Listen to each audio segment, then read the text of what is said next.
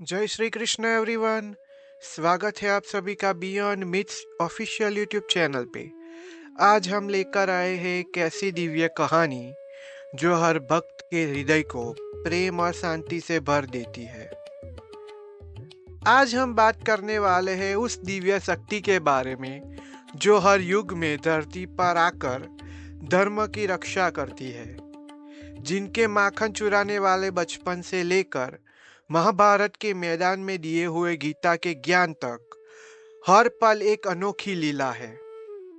ये कहानी सिर्फ भगवान कृष्ण की नहीं है, ये कहानी है प्रेम की, भक्ति की और जीवन के सच की।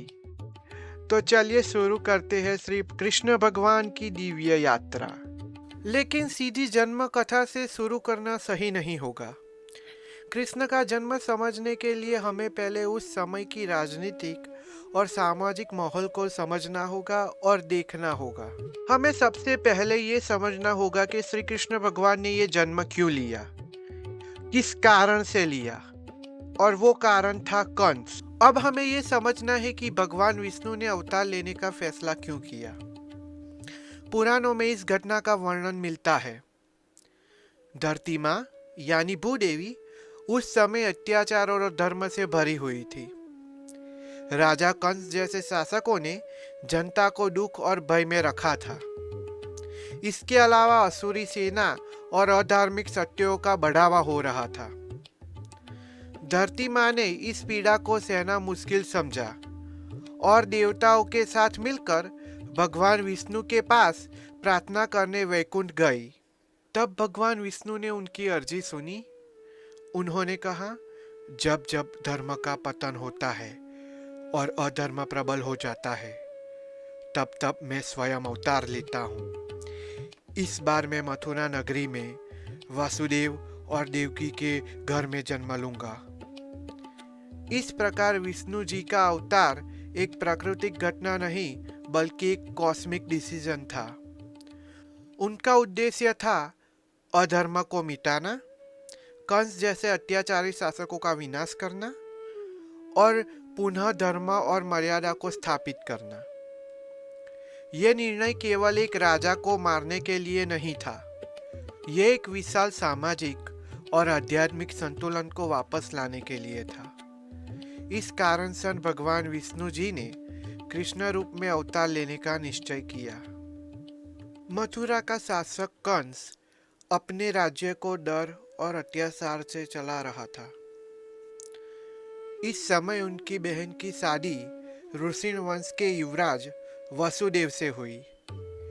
शादी के समय जब देवकी और वसुदेव रथ में सवार होकर जा रहे थे, तभी आकाशवाणी हुई, देवकी का 8वां पुत्र कंस के अंत का कारण बनेगा। ये शब्द कंस के लिए बड़े झटके लाए। जो राजा अपने ही पिता को गद्दी से उतार चुका था, अब उसे अपने ही घर से आने वाले खतरे का डर और भी ज्यादा सताने लगा। गुस्से में कंस ने तुरंत तलवार खींच ली और देवकी को मारने का निश्चय कर लिया। लेकिन वसुदेव ने उसे समझाया, अपनी ही बहन की हत्या करने से तेरा पाप बढ़ जाएगा। मैं वचन देता हूँ कि देवकी को जो भी संतान होगी, मैं उसे तुम्हें सौंप दूंगा। वसुदेव की बात कंस को ठीक लगी। उसने देवकी को उस समय तो नहीं मारा, लेकिन दोनों को कारागार में बंद कर दिया ताकि उनके हर बच्चे पर उसकी पूरी नजर बनी रहे। कारागार में यह रणनीति केवल परिवार को नियंत्रण करने जैसा नहीं था, यह एक स्पष्ट रियासती नीति थी। संभावित वंश विरासत और किसी भी चुनौती को जन्म होते ही खत्म कर देना। पुराणों में दर्ज है कि कंस ने देवकी के पहले 6 जन्मे बच्चों को मार डाला। ये कार्रवाई किसी भावनात्मक पागलपन की नहीं, बल्कि सत्ता और अक्षुण रखने की एक कठोर नीति थी। इसका तात्पर्य यह था कि कंस ने अपनी ही सत्ता को कानून और परंपरा से ऊपर रख लिया। जहां सामान्य राजा अगर भविष्यवाणी सुनते तो अपने आचरण पर विचार करते, कंस ने उसे पहचान खतरे के रूप में लिया और दमन नीति अपना ली। यह सिलसिला उस समय तक चला जब तक दिव्य हस्तक्षेप ने प्रवेश नहीं किया। पुराण स्पष्ट करते हैं कि जो सातवां भ्रूण था उसे देवकी के गर्भ से हटाकर रोहिणी के गर्भ में स्थानांतरित कर दिया गया था और वही बाद में बलराम के रूप में जन्मा। मथुरा की जेल में अंधेरी और तूफानी रात में देवकी और वासुदेव के घर 8वां बच्चा पैदा हुआ। वह बच्चा कोई साधारण नहीं था, वही था भगवान विष्णु का अवतार श्री कृष्ण। जैसे ही कृष्ण का जन्म हुआ, चमत्कार होने लगे। जेल के ताले अपने आप खुल गए, पहरेदार गहरी नींद में सो गए और चारों तरफ शांति छा गई। वासुदेव को तुरंत समझ में आ गया कि अब उन्हें इस बच्चे को कंस से बचाना है। उन्होंने शिशु कृष्ण को टोकरी में रखा और यमुना नदी पार करके गोकुल की ओर निकल पड़े। कहा जाता है कि उस रात यमुना नदी उफान पर थी, लेकिन जब वासुदेव पानी में उतरे तो नदी शांत हो गई और उन्हें रास्ता देने लगी। गोकुल पहुंचकर वसुदेव ने नंद और यशोदा के घर जन्मी बच्ची को उठाया और वहां कृष्ण को छोड़ दिया। फिर वे उसी बच्ची को लेकर वापस जेल आ गए। सुबह जब कंस को खबर मिली कि देवकी के यहाँ बच्चा हुआ है, वह तुरंत जेल में पहुंचा।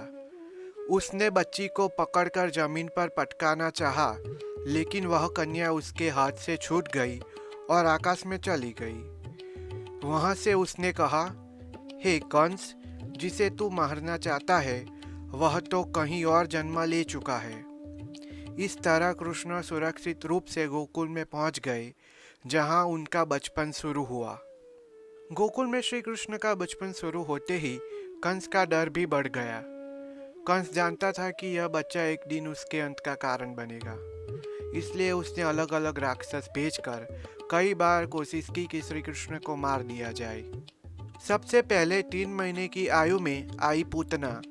वह एक दानवी थी जो बहुत सुंदर और माँ जैसी दिखती थी। उसने जहर से भरे हुए स्तन श्री कृष्ण को पिलाने की कोशिश की, लेकिन छोटे कृष्ण ने उसके दूध के साथ उसकी प्राण शक्ति भी खींच ली और पूतना का अंत हो गया। गोकुलवासी चौंक गए, पर अब सबको यकीन हो गया था कि यह बच्चा कोई साधारण नहीं है। जब कृष्ण की आयु लगभग 6 महीने की थी, तब आया सटकासुर।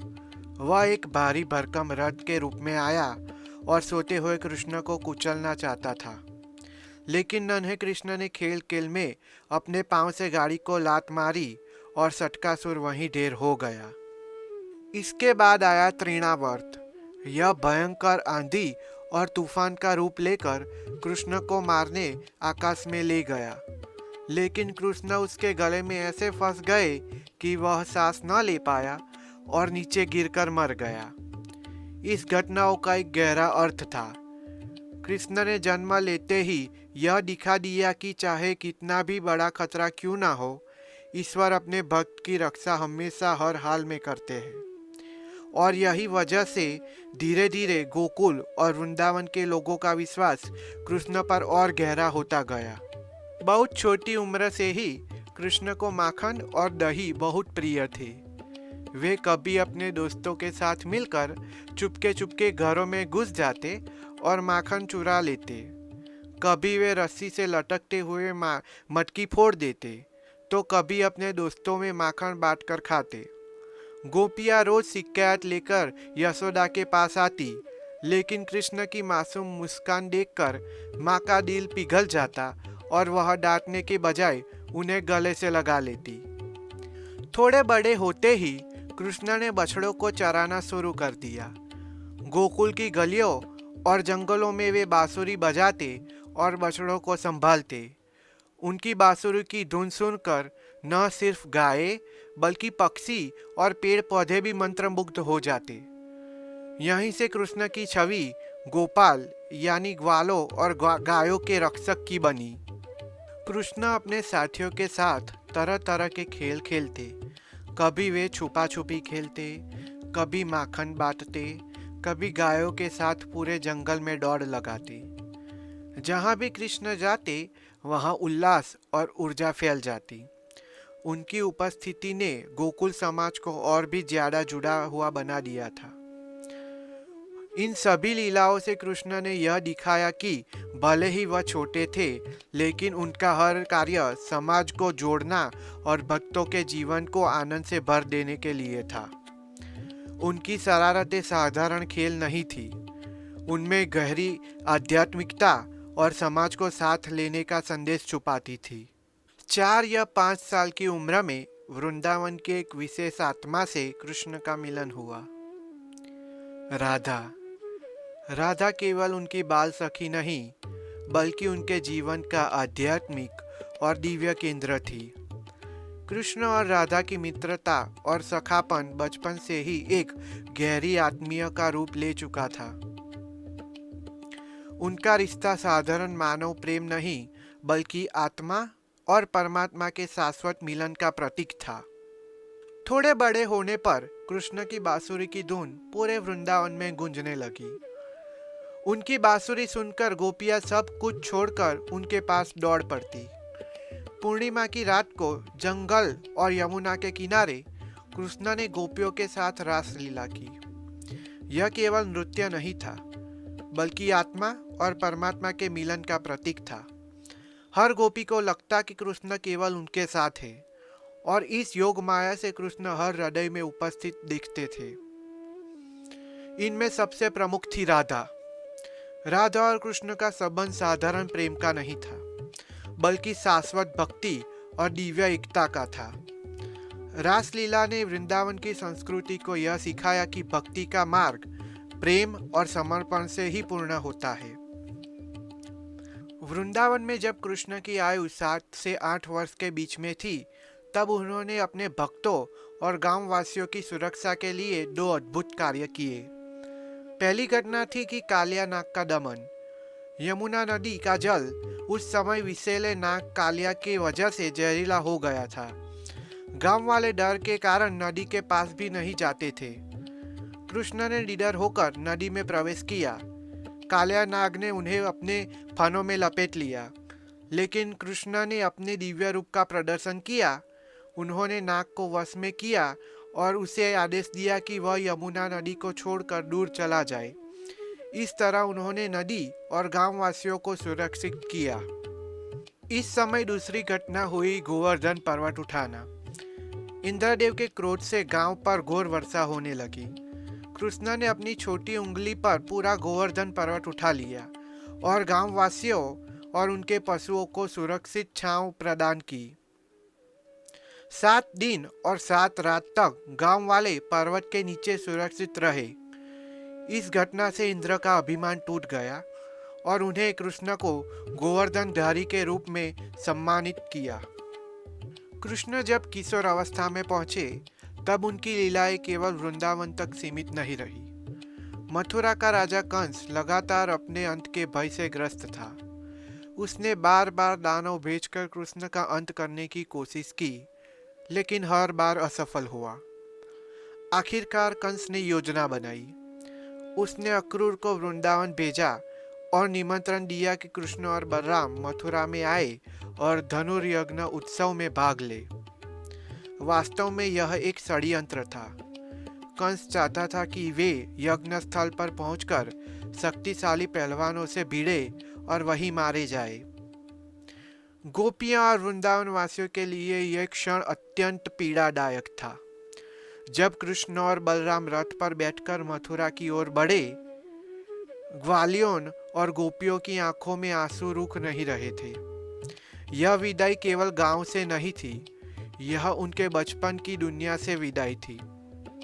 मथुरा पहुंचकर कृष्ण ने सबसे पहले एक असुरात्मक हाथी कुलव्यापीड़ का वध किया, जिसे कंस ने द्वार पर खड़ा किया था। उसके बाद अखाड़े में प्रसिद्ध पहलवान चारुण और बलराम से भिड़ने वाले मुशिष्ट परास्त हुए। जनता स्तब्ध थी।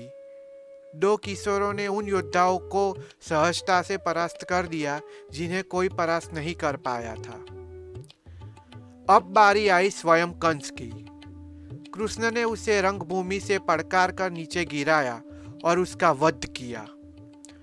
मथुरा नगरी में वर्षों से छाया भय उसी क्षण समाप्त हो गया। कंस के वध के बाद कृष्ण ने अपने नाना उग्रसेन को पुनः सिंहासन पर बिठा दिया। इससे यह संदेश मिल गया कि कृष्ण सत्ता के लिए नहीं बल्कि धर्म और न्याय की रक्षा के लिए अवतरित हुए थे। इस प्रकार लगभग 12 और 13 वर्ष की आयु में श्री कृष्ण ने वह कार्य पूर्ण किया जिसके कारण उनका जन्म हुआ था, कंस का अंत। कंस के वध के बाद कृष्ण और बलराम की नई जिम्मेदारी शुरू हुई। उस दौर में दोनों को शिक्षा के लिए भेज दिया गया। वे संदीपनी मुनि के आश्रम गए। वहां से शास्त्र, नीति, धनुर्विद्या और अलग अलग विद्या सीखने लगे। परंपरा कहती है कि उन्होंने तीव्र गति से सब कुछ सीख लिया और अपने गुरु की सेवा में भी जुड़ गए। एक प्रसिद्ध प्रसंग है कि कृष्ण ने अपने गुरु की गोद में पड़े मृत पुत्र को वापस लौटा दिया। यह घटना लोगों के सामने उनकी अद्भुत क्षमता दिखाती है। कृष्ण और बलराम शिक्षा पूरी करके वे वापस मथुरा लौटे, मगर मथुरा अब शांत नहीं रही थी। जरासंध और अन्य शक्तियां लगातार खतरा बनी रही। कृष्ण और बलराम ने कई बार सेना का सामना किया और जीत भी हासिल की, पर बार बार लड़ाइयों से यह शहर थक चुका था। यही कृष्ण ने फैसला किया कि अपनी जनता की सुरक्षा के लिए बेहतर रणनीति चाहिए। सीधे मथुरा में रहकर बार बार युद्ध लड़ने की बजाय एक सुरक्षित ठिकाना बनाना चाहिए। कृष्ण ने अरब सागर पश्चिमी समुद्र के तट पर नया नगर बसाने का निर्णय किया। फिर लोगों को लेकर समुद्र के पास स्थलांतरण शुरू किया। यही द्वारका की नींव पड़ी। द्वारका की योजना सिर्फ भव्यता नहीं थी, यह सुरक्षा का कदम था। समुद्र की जगह ने नगर को प्राकृतिक सुरक्षा दी और व्यापार संपन्नता का रास्ता खोला। द्वारका में कृष्ण ने प्रशासनिक और कूटनीतिक भूमिका निभानी शुरू की। वे पड़ोसी राज्यों से संवाद करते, व्यापार कानून बनवाते और अपने लोगों की सुरक्षा सुनिश्चित करते। उनकी नीतियां प्रजा केंद्रित थी। सैनिक रखरखाव और समुद्री सीमाओं की सुरक्षा पर खास ध्यान था। द्वारका का जीवन अब स्थिर और समृद्ध दिखने लगा। द्वारका बसाने के बाद कृष्ण के जीवन में एक और महत्वपूर्ण अध्याय जुड़ा, उनका विवाह। विदर्भ की राजकुमारी रुक्मणी रूप, गुण और भक्ति में अनुपम थी। वे मन ही मन कृष्ण को अपना पति मान चुकी थी, लेकिन उनका भाई रुक्मी चाहता था कि रुक्मणी का विवाह शिशुपाल से हो। जब विवाह का समय आया, रुक्मणी ने एक संदेश कृष्ण तक पहुंचाया। उन्होंने कृष्ण से विनती की कि वे आकर उन्हें अपने साथ ले जाए। कृष्ण ने अपने सारथी दारुक के साथ विदर्भ पहुंचकर रुक्मणी का स्वयंवर से ही अपहरण कर लिया। रुक्मी ने विरोध किया, लेकिन युद्ध में कृष्ण ने उसे परास्त किया। इसके बाद कृष्ण और रुक्मणी का विवाह द्वारका में राजसी रीति से हुआ। रुक्मणी को बाद में महालक्ष्मी का अवतार भी कहा गया और वे कृष्ण की मुख्य पत्नी बनी। द्वारका में बसने के बाद कृष्ण का पारिवारिक जीवन शुरू हुआ। सबसे पहले उन्हें रुक्मणी से एक पुत्र हुआ जिनका नाम प्रद्युम्न था। उसके बाद कृष्ण ने सत्यभामा से विवाह किया। वे साहसी और दृढ़ स्वभाव की थी। उनके पुत्र का नाम था भानु। फिर आई जाम्बवती, जो जाम्बवंत की पुत्री थी। उनसे कृष्ण का पुत्र हुआ शंभ। कृष्ण की पत्नियों में कालिंदी, मित्रवृंदा, लक्ष्मणा, भद्रा, नागाजिती जैसी राजकुमारियां भी थी। कुल मिलाकर कृष्ण की 16,108 पत्नियां कही जाती है, जिसमें से 16,100 को वे थी जो नरकासुर के कारागार से कृष्ण ने मुक्त किया था और सम्मानपूर्वक विवाह किया था। हर पत्नी से उन्हें एक पुत्र हुआ। द्वारका में स्थिर शासन के बाद कृष्ण का संबंध धीरे धीरे हस्तिनापुर की राजनीति से और गहरा हुआ। पांडव उनके घनिष्ठ मित्र और सहयोगी बने। जब कौरव और पांडवों के बीच टकराव युद्ध में बदलने लगा, कृष्ण ने अंतिम बार शांतिदूत बनकर समझौते की कोशिश की, लेकिन दुर्योधन ने उनकी बात ठुकरा दी।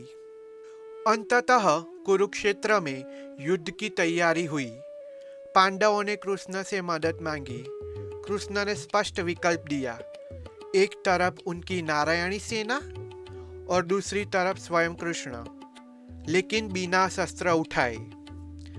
अर्जुन ने सेना छोड़कर स्वयं कृष्ण को सारथी के रूप में चुना। यह चुनाव इतिहास का सबसे बड़ा मोड़ बना।